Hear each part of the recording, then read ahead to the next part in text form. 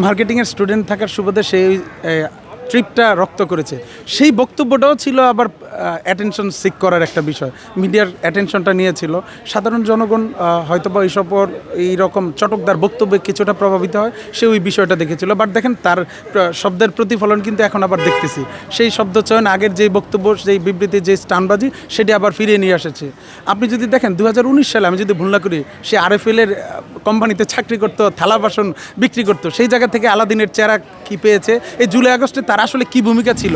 আমি তাকে চিনি 5 আগস্টের পরে। আমি যদিও ধরে নিচ্ছি সে জুলাই আগস্টের ছাত্র গণঅভ্যুত্থানে কোনো না কোনো একটা লেয়ারে অংশগ্রহণ করেছিল, বাট মাঠ পর্যায়ের যেই আন্দোলন সংগ্রাম, যেই অর্জন, সেখানে তার কোনো রকম ছবি, ভিডিও ফুটেজ কিছু আমার চোখে পড়ে নাই। আপনাদের মাধ্যমে জাতির কাছেও প্রশ্ন, যদি থাকে সেটা দেখলে হয়তো আমিও জানতে পারবো, যেহেতু আমি নিজেও একজন জুলাই যোদ্ধা। তো সেই জায়গা থেকে একটা জিনিসই বলবো, তারা জুলাই আগস্টকে কুক্ষিগত করেছে, বিক্রি করছে। তার বিনিময়ে তারা গত 2 বছর সরকারের বিভিন্ন সুযোগ সুবিধা পেয়েছে। 17 বছর আমরা যেই রকম বিরোধী দলে ছিলাম বা ফ্যাসিস্ট খুনি হাসিনার রেজিমের বিপক্ষে রাজপথে টিকেছিলাম, সেইভাবে যদি এই মাত্র 2 মাসের মধ্যে এইরকমভাবে আউলিয়ে যায় বা মাথা নষ্ট হয়ে যায়, তাহলে 17 বছর যদি তাদের বিরোধী দলে থাকতে হয়, সেক্ষেত্রে তাদেরকে আসলে রাজপথে বা বাংলাদেশের রাজনীতিতে খুঁজে পাওয়া যাবে কিনা, এটা নিয়েও আমি সন্দিহান। দেশে দেশে সবার সাথে দ্য নিউজ।